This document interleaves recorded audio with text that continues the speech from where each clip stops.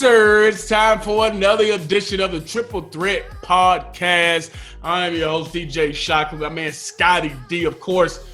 He rides the ship with me, keeps this thing on the road. We want to thank you guys for joining us, man. It's always fun to kind of talk sports, talk culture, talk anything going on in the world. And today is no different. We got my man, DeShaun Tate, coming up a little bit later. DeShaun Tate is the dude that knows ball inside out. He's going to take us through the draft. He's going to take us through college players. He's going to take us all the way through what the Hawks should do. There are a couple draft picks they just got in the draft, and absolutely they're going to talk about how good the Hawks can be and if they can make it to the playoffs. He makes a really big statement, too, later on who he thinks is going to be the best player in the world in 1 or 2 years. So we appreciate DeShaun joining us. You'll get a chance to catch up with him pretty soon. But before we talk anything, Scotty D, man, what's happening? What's up, man? How are you doing today? Man, everything cool. Everything cool. Static, man. I'm excited to hear from DeShaun about how the draft panned out and how the Hawks are going to be doing. It's there's a lot to digest. Yeah, he's going to give it to us. Yeah, no doubt. And we're going to go ahead and get this out the way. You did a really swell job last week in the world of golf. You took the winner of the Masters, Dustin Johnson, which was cool to watch, man. The Masters looked a little bit differently, but it didn't take away from the pageantry for sure. And Dustin, man, just blew the field out the water, man. Tell us, how did you make that educated guess so well? Well, in my acceptance speech here, I'm going to talk about how you guys just let people fall to me because I had to pick last in every round. So first round, you let the number one player in the world fall to me, which was Dustin. It's because I picked Dustin before and he let me down, so I didn't go with him again. And then the last pick of the whole thing, I looked up. I'm like, well, Rory's still sitting there. So I grabbed him, and I just destroyed the field, kind of like DJ did at the Masters, man. Yeah, man. It was impressive. I had my man Rom in there. I had freaking Justin Thomas. They all were playing good at one point. I was like, yeah. They were like 2 and 3 at one time. I was like, I got this sold up, and then Dustin Johnson happened. So congrats to Dustin Johnson getting his first green jacket. What this dude has done this year is unbelievable. There's not many people in the world playing as good golf as this guy is playing. So congrats to Dustin Johnson, Masters winner for 2020. And, hey, Masters will be here before we know it, Scotty D, in April. Mm-hmm. I know. They're going to quick turnaround. They're going to play the Masters is the last major of this year, and it's the first major of next year. It's wild.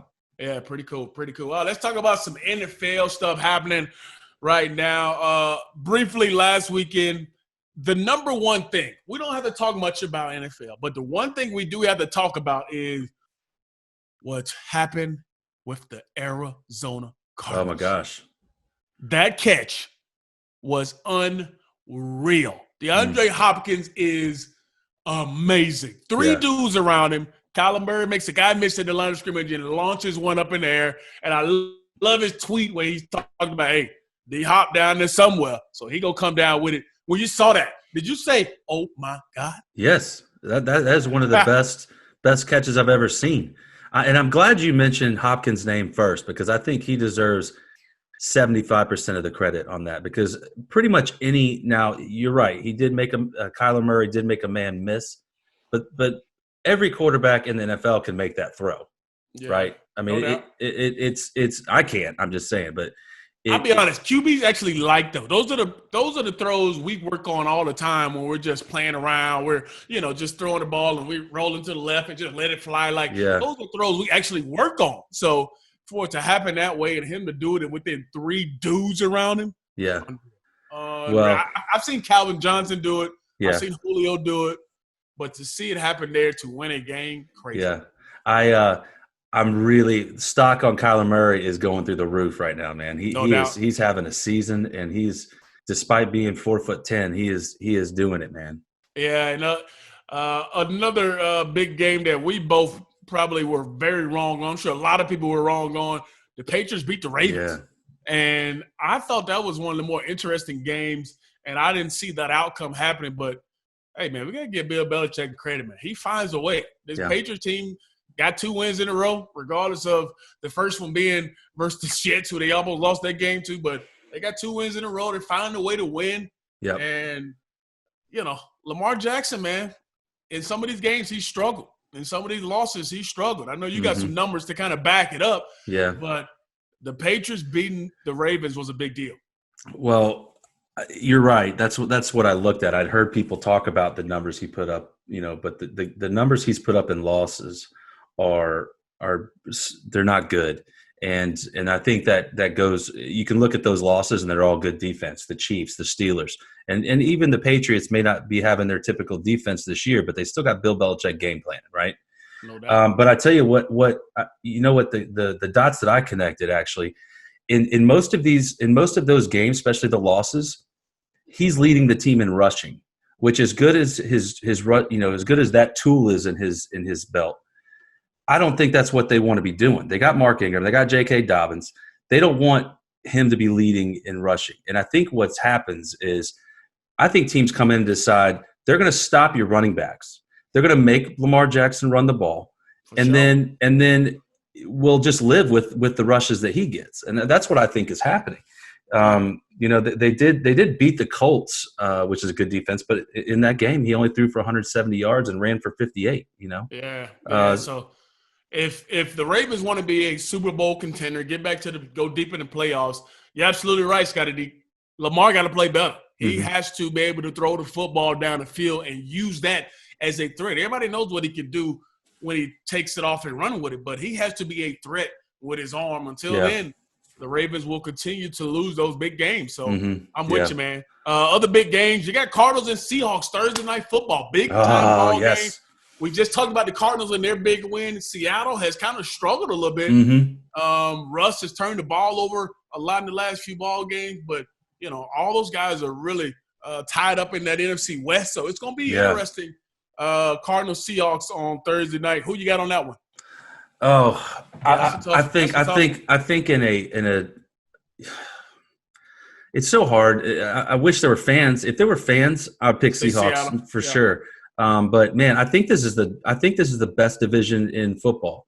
And because the 49ers are at the tail end of it, and they're not a walkover, even with all their injuries. But I'll take the you know what, I'm going to be fun and flip the switch today. I'm going with the road team. I'll take the Cardinals tonight. But I'm excited about watching this game. Yeah, I don't mind that at all, man. That's a toss-up to me, to be honest. The way Seattle and Arizona's been playing, both got two good dynamic quarterbacks. It's going to be fun to watch that one. Other big games, Chiefs at the Raiders. Now, the Raiders got a lot going on. Last time I saw, they had 11 cases of COVID in that particular team.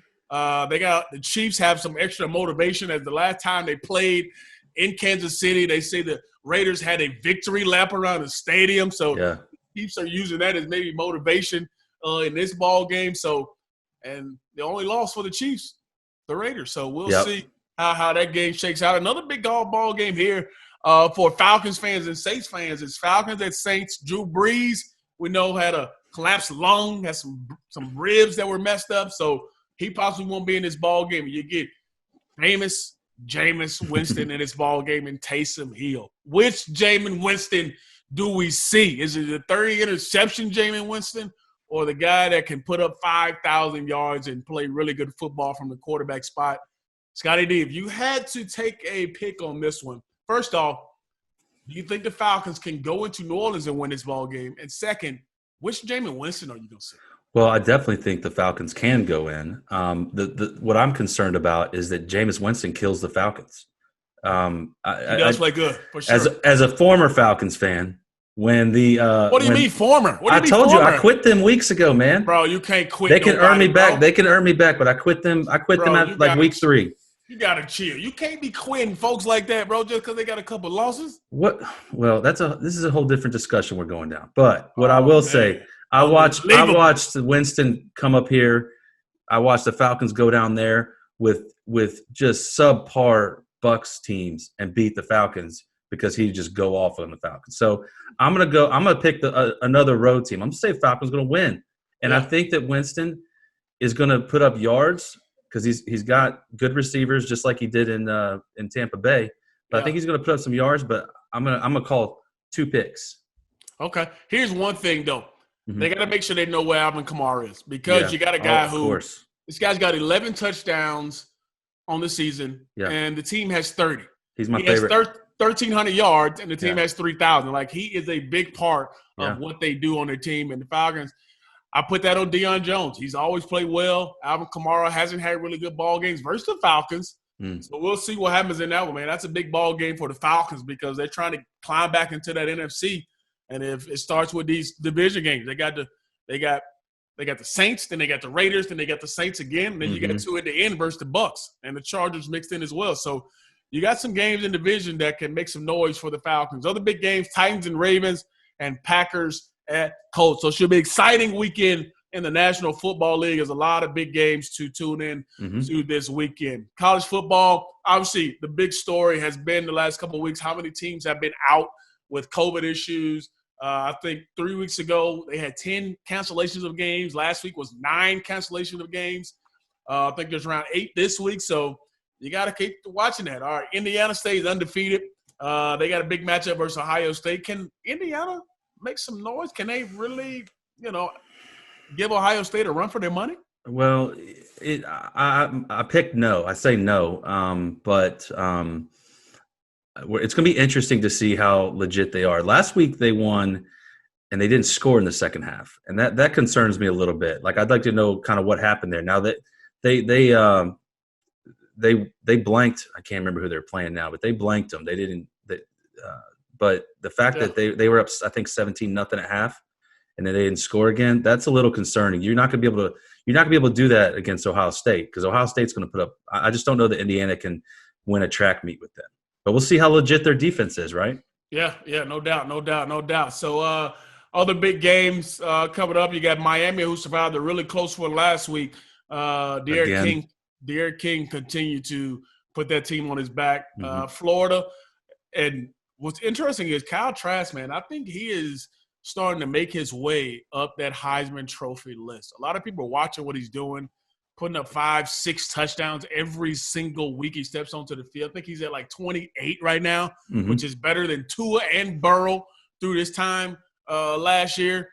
So this will be an interesting time for Florida as long as they continue to have these ball games. And then the last thing is Cincinnati, man. Cincinnati, a team that's in that group of 5 who have been playing well. They're playing on the bigger stages so teams can see them. You saw them last week. I think it was on a Friday night, and they played really well. A lot of conversation going forward. Does Cincinnati deserve the opportunity to get a chance in the college football playoff? Yeah, they're ranked 7th right now, and there's going to be a couple losses in front of them. So it's going to be interesting how they, it's easy to climb up to get to about 10, but once you get up in that top 10 and top 5, man, it's harder and harder to get up that hill. Yeah, no doubt. So hey, it's going to be. Go ahead. Go ahead. Nah, what you got? Well, I was just going to say, I wanted to back up to the Florida thing. I want to point something out. This year, Brian Johnson got moved from quarterback coach to offensive coordinator. Brian Johnson was a Utah quarterback around I don't remember if I think he was right before Alex Smith was there or right after. And so I'm interested to know. What I would like to know is how much of the play calling he's doing. I think so that's what's interesting to me is that if you look at Florida's offense this year and last year, they have 4 receivers last year that are in the NFL now. They've got good receivers still. They've still got really good receivers. Yeah. They've got maybe a better running back tandem than they had in LaMichael Pirine last year. I'm curious what's going on, why they're putting up 50, 60 points instead of, what they were doing last year. What's changed? And I'm wondering if it's the play calling, if Mullen has given the keys to the Cadillac to Brian Johnson. Just want to point that out. No, you don't think so? I don't think so. I think Mullen still has a firm grip on that offense and what they want to do. And when you watch a game, you see Mullen, he's all into it, looking at his play call sheet. I think now Johnson may have a big part in the game plan for sure. He may run stuff off of him, may bounce things off. Because I remember my first couple of years at Georgia, Coach Rick called all the plays, but Mike Bobo was the one who was always saying, okay, let's go this one. Let's do this here. Let's do that there. So there was a lot of collaboration. Absolutely. Collaboration going between both. So I wouldn't put it by him that he's a big part of the game plan, and he could probably suggest stuff to Dan Mullen, but I think Dan Mullen still pulls the trigger on that. All right, man. I'm looking forward to our next conversation we're about to have, man. DeShaun Tate's coming up.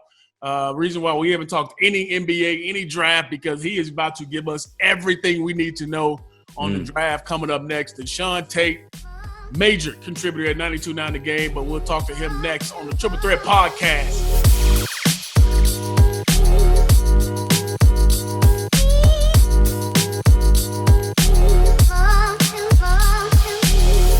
All right, welcome back to the Triple Threat Podcast. And I told you guys we had a special guest, a guy who knows his stuff when it comes to NBA, college, and especially this draft we just had. My man DeShaun Tate is joining us now on the Triple Threat Podcast. My man DeShaun has been everywhere. He's been doing this stuff for years. He is a major contributor on one of the top radio stations here in Atlanta at 92.9 The Game. He's covered NCAA, he's covered college, he's covered NBA, he's covered everything. He's seen all these dudes since they were probably 5 years old. But Tate, man, we appreciate you taking a little time to join us, man. First off, how you doing, and what's new in the life of DeShaun Tate? Man, I'm outstanding. Thanks for having me, bro. And it's been good, man. I've been blessed. You know, I can't really complain. It's a lot of other people who didn't get a chance to roll out of bed this morning and see this particular day, but I can say enough to say that I was blessed enough to see it. And the pandemic was, in a roundabout way, something that I probably needed. You know, I'm in a better place mentally, physically, emotionally, spiritually, probably more important than anything. And, you know, anytime it comes to that basketball, man, I tell people all the time, if it's 94 feet long, 50 feet wide, 23 feet and 1 3/4 inches on the perimeter, baby. Talk to him, Tate. Talk to him, dude.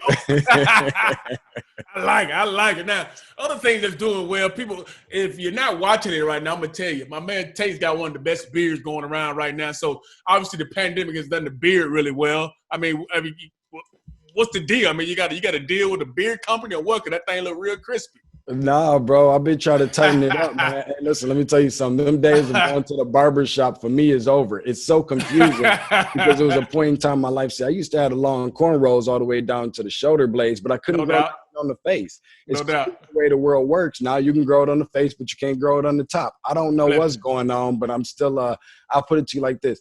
I never hear women complain. Let's just put it like that. I just leave it like that. Okay, they like it. They like it. That's all that matters. All right. Tate, before we jump into this NBA and this draft, obviously a lot to talk about in that draft. But obviously the news came out about Klay Thompson. Klay Thompson tore his Achilles again. Well, not again, but he tore his Achilles just coming off the knee injury. What does that do for the Warriors, man? Are they still a contender now, or does losing Klay Thompson just really put a damper on everything the Warriors got going on? It really put a damper on everything. I mean, it's hard to think of them not being a contender because they already have the established pedigree and the chemistry within one another, and obviously a great coach. And that organization as a whole, man, is so outstanding. I like to think that they'll find a way. And again, they're in the West Coast. You know, they're in the Western Conference, and that's something that's going to be tough because everybody is not only kind of been building their teams up in general, but specifically these last few years to compete with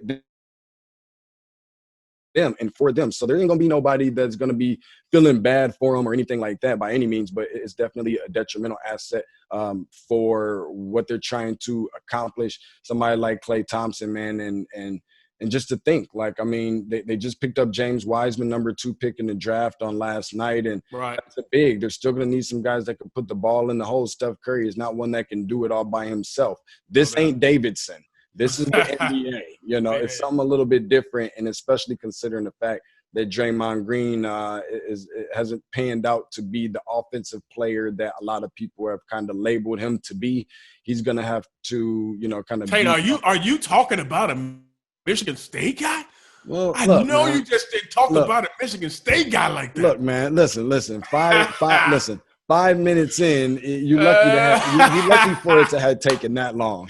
But he's going to have to step up just like everybody else on this team going to have to step up and put the ball in the hole. I think it can be done, but I'm not expecting a return from Klay anytime soon because that's a big-time injury. If you can't tell by how long Durant was out, it's going to be a minute.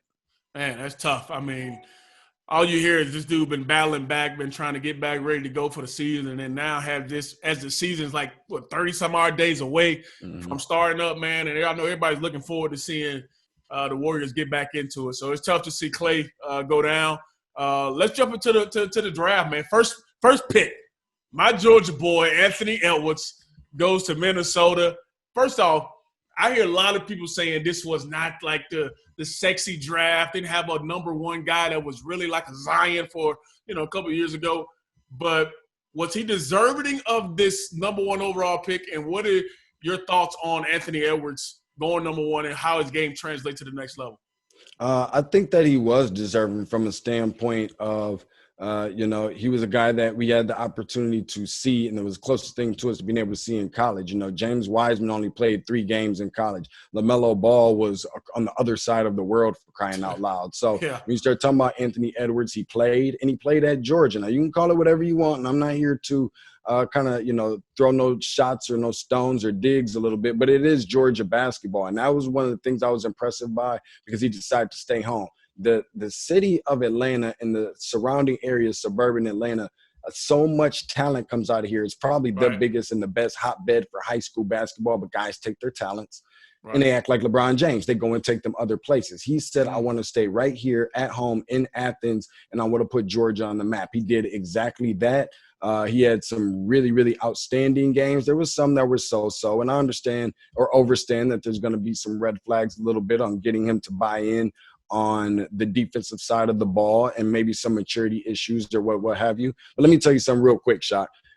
Take DeShaun Tate at age 17 or 18. You're going to have much more maturity issues than you will with Anthony Edwards. You and me both. Especially with all the love that he gets, man. But you know what? The dude could probably take – you're talking about the things that you can't teach, the build, okay? Right. The dude can take off his shirt and getting cat whistles from left and right. The build is right there. He's strong. He's athletic. You have to be that in the NBA. And while there's some people that have some concerns about his perimeter jump shot, he's not here to be a perimeter shooter like that anyways. I think he's going to be just fine in this NBA.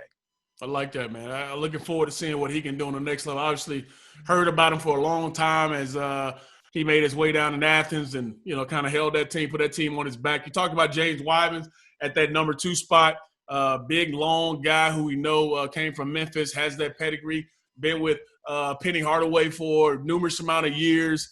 Do you think he makes this team instantly better being a big guy going to a place where they're up and down the floor, they're shooting it? Does he fit what Golden State wants to do? I think so, because the last time that they had a player anywhere remotely close to similar to him was JaVale McGee, that guy who's a rim runner, can run like a deer, and, get rebounds, block some shots. A lot of people comparing him to DeAndre Jordan, which does seem a little fitting, but he's a better scorer from a shooting standpoint than him. I'm just hoping and keeping my fingers crossed, toes crossed, eyes crossed, everything crossed, that he's not a Nerlens Noel, who we've seen in a similar position before. But nonetheless, he can score it better than he can too. Golden State, with the type of franchise that they have, and bringing in a guy who I think is mature enough to come in there and work under the tutelage of so many of those guys who have already been successful at the next level. If there's any kind of questions about how tough this guy can be, which I don't think there are, Draymond Green is going to straighten that one out right away from day one. So I think it's going to serve him well. No doubt, man. We're not going to go through the entire draft, but let's kind of bunch these next few guys together before we get into what the Hawks did. Obviously, the Hornets take LaMelo Ball. The Bulls go with Patrick Williams, and the Cavs go with Isaac Okoro, who I've seen play a lot at Auburn and thought he has a unique game. But LaMelo Ball, they're at that 3rd spot, and Okoro. What did you see those guys kind of ending up in the draft, and did you expect them to have the kind of uptick that they had leading into it? Isaac Okoro probably went a little bit earlier than most people expected, me included, but I thought he was deserving of going that early and could definitely be considered one of, or arguably the biggest sleeper in the draft if he found a way to not get picked up in the top 7 or 8. Cleveland finally made a smart decision by picking him up, that's for sure. And talking about a dude who's just a workhorse, man, a guy who works hard and can defend 3 positions, maybe even 4 in today's small ball NBA. Doesn't shoot it well from the outside, but that's not going to be his responsibilities nor his duties walking in there from day one.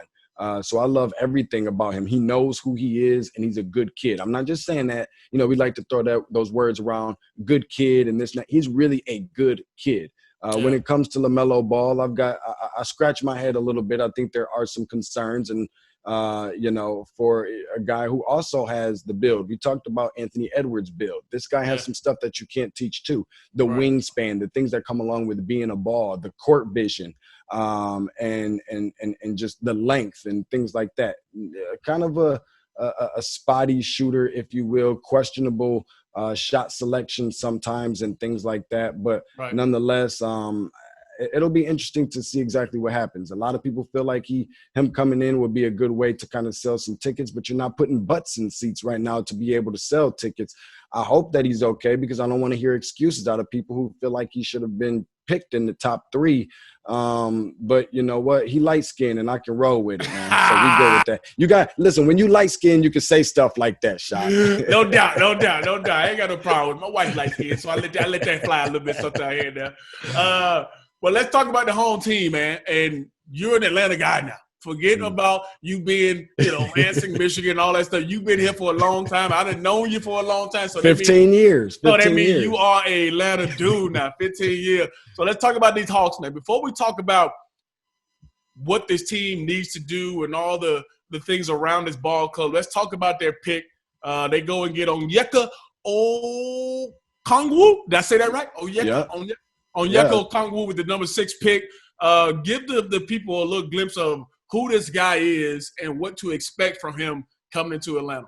Well, it's funny that we was even talking about LaMelo Ball, because they were teammates when they were in high school, and everybody was showing love to the Ball brothers when he was the guy that was the workhorse, kind of like the glue in the guts and the the guy that was kind of keeping things all together. A guy who runs the floor very well. I think that the Hawks' main thing that they needed to do was to address their needs, and their need is defense. Now, maybe he is also considered to be a little bit of insurance for John Collins, because it's been reported and no secret that maybe John Collins is looking for a max contract sometime sooner than later. And there's some questions as to whether he's deserving of that or not. When you think of max contract, typically you look that up and you don't see John Collins' name just pop up, if we're just being realistic. Yeah. So maybe this guy's a little bit of insurance, a rim runner, can play some defense, better defense than John Collins, which I don't want to take away from him. But nonetheless, he's a guy that's going to work, and he has a better offensive game than people give him credit for. He's very balanced on both sides of the ball, and I like what the Atlanta Hawks did here, because I thought Isaac Okoro should have been that guy. And if he wasn't it, maybe Tyrese Halliburton as a backup at point guard. However, if you want to back up for Trae Young, you can go get that in an experienced point guard. They come a dime a dozen, almost like running backs in your neck of the woods. Right. And so you go and get a big to put up with a Bruno Fernando, who we still have question marks about. Clint Capella, we haven't seen in an NBA uniform yet. And Dwayne Dedman, who's probably slightly above average at best. So I think it's a good pick. Now, with what you just said, you talked about Clint Capella. That's a guy who I'm sure Hawks fans know a lot about, and we're wondering what's going to happen now that you bring in a guy who plays the center spot. What happens with Clint Capella? Do we see him in a uniform? Does bringing Onyeka on, does that change everything for the Hawks when it comes to that position, or can we cohabitate with both? I think that you cross that bridge when you get to it. One thing I do know about Onyeka Okongwu as to whether it is John Collins, whether it is a Clint Capella or Bruno Fernando, Dwayne Dedman, he's going to challenge guys. That's just the way that he's wired. That's the way he's built. And that's something that I do love, particularly about him in his game. Now, in terms of Clint Capella coming off the injury, we don't even know what that looks like yet. You know what I mean? Like, if you only live on one side of the coin, if you only live on heads, you can't even talk to anybody about what tails looks like. All you know is that it's called tails. That's the only thing that you know. So we don't know about Clint Capella yet. And I know that, there are some skepticism about Onyeka Okongwu just coming down yesterday, hours slightly right before the draft, about having like a big toe injury or something like that. That probably raises red flags for people, especially when you're talking about a big man in such a game that is transition based. But I think he'll be just fine. He's going to be out for a few weeks, but I think it'll all be worth it in the end, and they'll be happy that they took him. Oh man, that's pretty crazy. I mean, we're getting news now that Dedman just got traded to Detroit. I mean, things are constantly happening and moving in this day and age, and obviously big news going around. It's crazy. I'm gonna tell you a statement that I heard, and I'm gonna see if you agree or disagree with it. Jalen Rose said that the Atlanta Hawks are a team that will absolutely be in the playoffs next year. With the way this team is constructed, with how Trae Young came on last year, John Collins asking for more money, whatever it may be, bringing on new talent. Do you agree or disagree with what Jalen Rose said? You're not putting a gun to my head or anything like that, but I think that they will be a playoff team. I really believe they will. Things are going to shake up to where now the 9 and 10 spot and seeding has a somewhat, which I consider kind of like in football to be wild card, but opportunity to be in the NBA playoffs. And I think that they had a realistic chance of doing that last year if in the event that there wasn't the situation where John Collins was out for 25 games. But nonetheless, they have some things to figure out. They have to address defense. They need more adults. Okay, that's just the reality of it. There's been some conversations about, Marcus Smart, Gordon Hayward on this team, Rajon Rondo being another one. They have to get more adult supervision in here that can be emotional, leaders, guys with some buck. They've got a lot of nice guys on the team. Not the worst thing in the world, but they need. You say they need a couple of dogs out there. No pun intended from my boy Shock, man. But I think that they will be a playoff team. I don't think that's something I'm in a hurry to whip out my Sharpie marker and make sure that I put it on the bracket or anything like that. Sign off on it, but I think that they have a really good chance to be. Anytime you got somebody like a Trae Young who's been doing a really good job with the rest of those guys that are there in those pieces. You get Cam Reddish, DeAndre Hunter, some of those guys with another year under their belt. I think that it's safe to say that Jalen Rose was right, even if he is a Wolverine. Yeah, I know that. I know you didn't like to hear that too much. Talk about a Wolverine, which you've been a Michigan State guy. But a couple picks later, the Knicks, a team who obviously the Hawks see a lot of. They take Obi Toppin. What are your thoughts on him and his progression? I mean, I know a lot of talk is this guy doesn't play defense. This guy is a guy who's a disadvantage when he's on that side of the floor. But your thoughts on him and him going to the Knicks? Yeah, I don't know where they're finding 23-year-old sophomores in college at, but he's one of them for sure.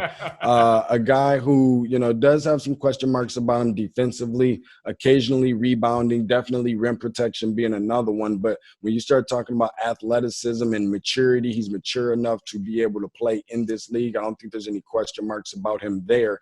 And a very good jump shot. He shot it at a very, good clip where today's basketball is really all about being able to have those stretch fours and guys that can play and things like that. His lateral movement is not as good as I like it to be either from a defensive standpoint to keep up with other guys, maybe in pick and roll situations or whatever, what have you.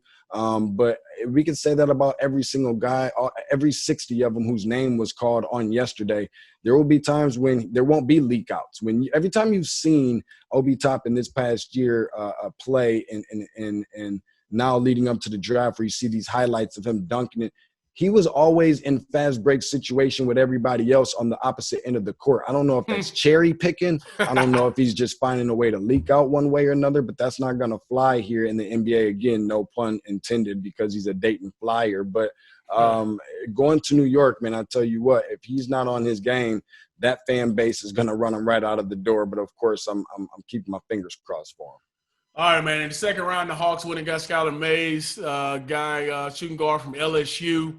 How does he fit into what the Falcons – I mean, not the Falcons, excuse me, what the Hawks want to do? Football season. I'm still locked in on football. But Hawks, I know you are. I ain't surprised. What do the Hawks, feel as though this guy brings to an already kind of deep backcourt, we think? Well, some toughness, man. I watched them quite a bit in the SEC over at LSU, and they were one of the toughest teams in the country last year, win, lose, or draw, and he was a big part of that.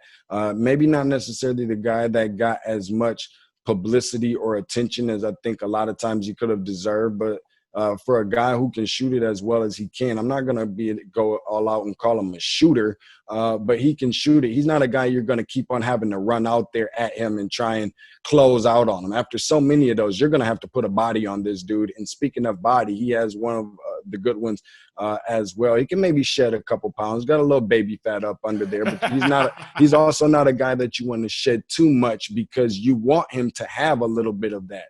He's got some grittiness to his game. And I think that in the event that he makes the team, he should be a pretty good Hawk. I just think that he's going to be one of those guys that's going to take some time if they're patient enough with him to see exactly what they can get out of him. But I'm not sure that they are. I'll tell you, I want to ask you about, obviously, there are a lot of things going on around the league, and I know you're tuned into all of it.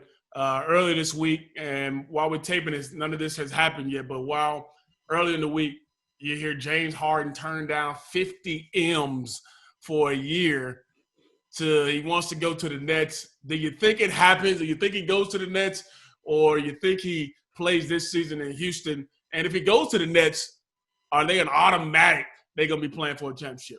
And probably the front runner. You have to almost kind of put it out there to say that. It's all about – this NBA is just really all about offense. If I told you to tell me who the top 5 or top 10 best perimeter defenders are after Patrick Beverly and some of those guys, it's going to start really getting slim with a bunch of ums and uhs. It's so offensively based. It almost kind of reminds me of that Pac-12 or Big 12 football to an extent, where it's all about putting points on the board. And so as far as that goes, these guys it's all about being friends now. I'm under the impression that a lot of these guys want to help one another win championships versus keep one another from winning championships. So I think that it is a little bit different in that regard, but nonetheless, it's 2020. Nothing's going to surprise me. I'm not in a position to say that I can't see him going there, because I wasn't under the impression of which I really believe that Kevin Durant was going to leave and go to Golden State or anything else. So as it stands right now, I think if it's possible financially, then it can happen. But we'll just have to wait and see, just like everybody else. I just don't know if they have enough basketball. I feel bad for the other guys whose last names are not Irving or Harden or Durant. Like, I can see the other guys standing over there in the corner doing jumping jacks, talking about pass me the ball. Now you want those guys to buy all in on the defensive side? I don't think so. Man, that's crazy. Turning down 50 M's right now is crazy. Must be nice, Shock. Must be nice, man. I guess it's about winning, man. I guess you want to win a championship. That's what it matters. But that's right. In every sport, the salary cap is always a big deal. It don't matter what sport it is. It goes up and down. Why in the NBA did the salary cap just come out a few days ago? Yeah, I don't know. I think that there's so much going on within the league in regards to that, and the collective bargaining agreement is about that time for that to probably kind of be restructured a little bit. But outside of that, I think COVID has really kind of pushed back a whole lot of stuff that's happening in the NBA right now, and so much other stuff on the forefront of the minds of those who make the biggest decisions, including the commissioner and Adam Silver. So what'll be interesting to see is how they get some of those things done, especially considering the season is literally just right around the corner, just a few days before Christmas. Yeah, I mean, another question I had is when you talk about trades and they can't automatically be reviewed by the NBA legal, which, you look at it and say, why are these trade proposal until the league review? Well, what's the deal with that? Say that again. I'm sorry. Why are all the trades proposed until the league reviews them? Well, I think it's really because we got to wait till we get to a point where we figure out what's happening with CBA, and obviously free agencies right around the corner. And so the process is kind of slow. They're still trying to book things, and things are still kind of lagging behind just a little bit. And I don't think that it'll be very long before those things become legit. But I'm sure that the players are just sitting back and anxiously waiting and anticipating that to actually become a done deal. Gotcha. Back to the draft. Were there any surprises after those, first 7-8 picks, or was there anybody you thought should have been higher, or guys that surprised you, went to a certain spot you thought fit differently? When you look through the entirety of the draft, kind of who are some guys or some players you thought would have went earlier or went later, or, just had different expectations for? Yeah, I think one of those guys is Cole Anthony, who went number 15 to Orlando, who I really believe will challenge Markelle Fultz for that starting point guard position, along with DJ Augustine. Around 365 days ago, going into the college basketball season, I guess 366 if this was a leap year, but was expected to be a top 3, maybe top 5, guaranteed top 10 pick. And after the college basketball season, he just dropped down really low. I think he's arguably or inarguably the most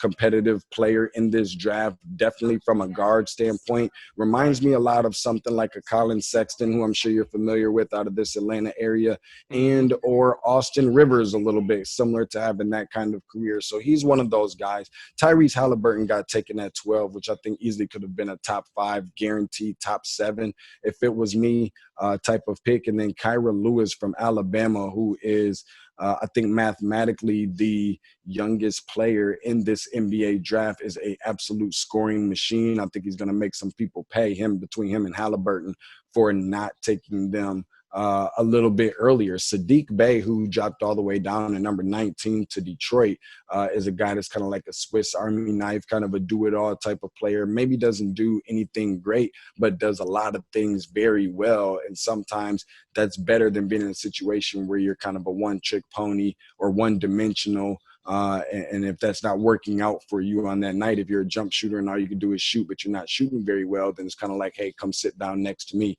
Those are just a few of the guys. Zeke Naji is going to be very good for Denver at number 22, where everybody was talking about Josh Green and Nico Mannion for that team. This is a kid that is going to be somewhat of a stud. And last but certainly not least, number 24, also to Denver, RJ Hampton, who is in the mode of someone who I like to compare to be everything that everyone thought that Dante Exum was going to be coming out of the draft years ago.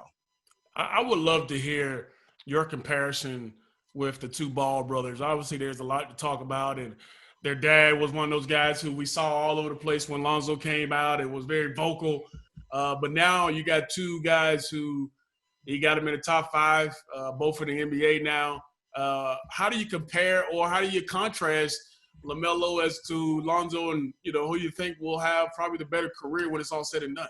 I still think that Lonzo is going to have the better career. I think he's the better overall player. He's got some things that LaMelo doesn't have, and same thing vice versa, but they both share certain things together, which is part of being a ball, right? But I like Lonzo. I still like Lonzo. I think he did needed to get from underneath that umbrella or out of that shadow of his dad, opening up his mouth so much and so forth, and become a man of his own. I think that helped him, and getting away from LA, an area that he's overly familiar with, obviously being from that region of the United States, to go out into New Orleans and kind of make a name in a way, pave a way for himself a little bit more. Whereas LaMelo Ball, he kind of reminds me, I'll tell you who he reminds me of. If you can remember this, remember coming out of high school, going into the NBA, Sean Livingston, who had a lot of that similar build and a lot of that same similar skill set. That kind of reminds me of LaMelo Ball a little bit. He can work on not necessarily just the jump shot. I think the jump shot is not quite like the way Lonzo needed to kind of retool or refine his, but more so the fact of the shot selection more than the way that it comes off and looks when he releases it. I hope he's going to be fine, man. If he's not, then it looks like DeShaun Tate is just going to have to be right again. All right, before we let you get out of here, man, let's take it back to our Hawks. And I'm going to ask you individually about Trae Young, and then I want you to answer me about this entire team. Now, we know Luka and Trae, they will forever be linked because of, them coming out together and all that kind of stuff. We know Luka's kind of that big superstar now. Trae is starting to build into that superstar status kind of guy. What do you think his game goes this year? Does he become one of those really elite players that when you think about the Hawks, you think about Trae Young? Is he one of those guys that at the end of the season, his game goes this way and he takes his team to a new level? I think he is, and in a lot of ways, I feel like Trae is already that. I think the elephant in the room for Trae Young is the inability to play defense. I don't think it's that he just doesn't play it. I just think that the realistic thing about it is that it's his size. I mean, dude, Yeah. and listen, I'm 5'10", 150 pounds, and have been this way probably since, my first year, second year of high school. Some guys you're just not going to be able to put weight on them, and you don't want that for everybody. And you want that a little bit for Trey, but you don't want to take away from the brain that he is and the craftiness that he brings to the game. He can shoot it from anywhere on the floor. He can shoot it from Gwinnett County, for crying out loud. So, and then he gets his other guys involved. He knows the strengths and the weaknesses of everybody on his team. He breaks it down just like a game of pool, the way that basketball was designed to be way back when Dr. James Naismith created this thing in 1891. Okay, it's geometry. Okay, and he does a very good job at breaking the game down in that respect. He wants a little bit more help. You can't blame him. I don't think it's all about a payday for him.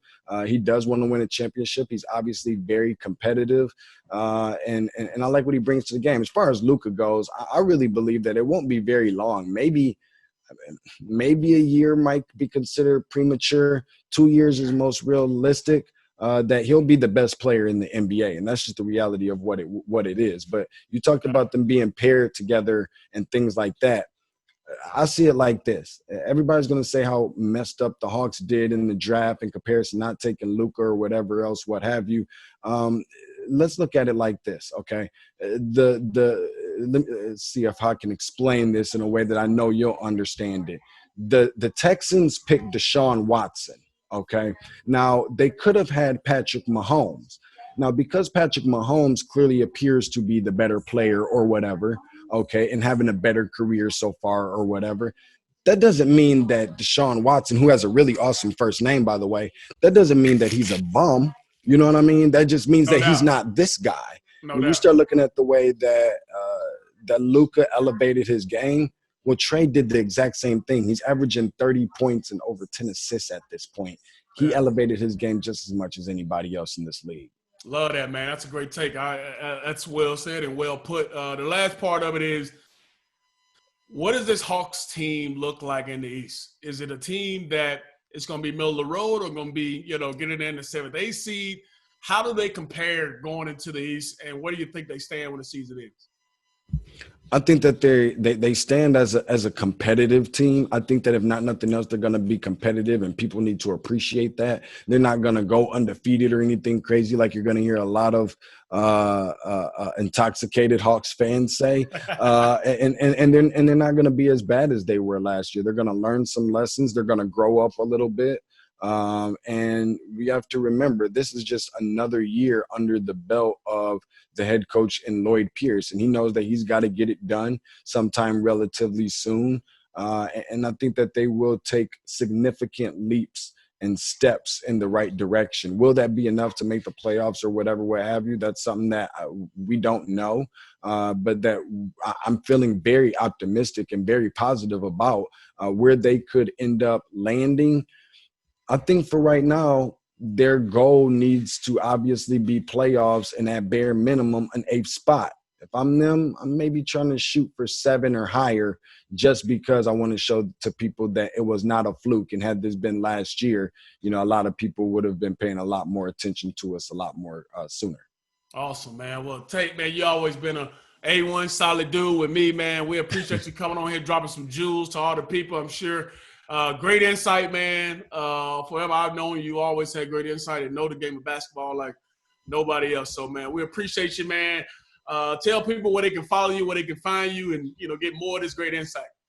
Appreciate it, man. Thank you so much. At Tate's Take Hoops on the Twitter. That's TATESTAKEHOOPS. I like to call it. That's where basketball lives. It is a multi-level basketball a podcast. I like to call it the best, the most entertaining, the most informational, and the most educational basketball content on the planet in the form of a podcast. And you can find that anywhere you find your favorite podcast. That's iTunes, Google Podcasts, Spotify, Stitcher, Red Circle. We stream live on YouTube, the whole 9. So there ain't no excuses out there for those people who talking about they can't find it, man. So make sure that you tell your friends, tell your family, tell your enemies, tell mama, tell grandmama, tell everybody where they can find.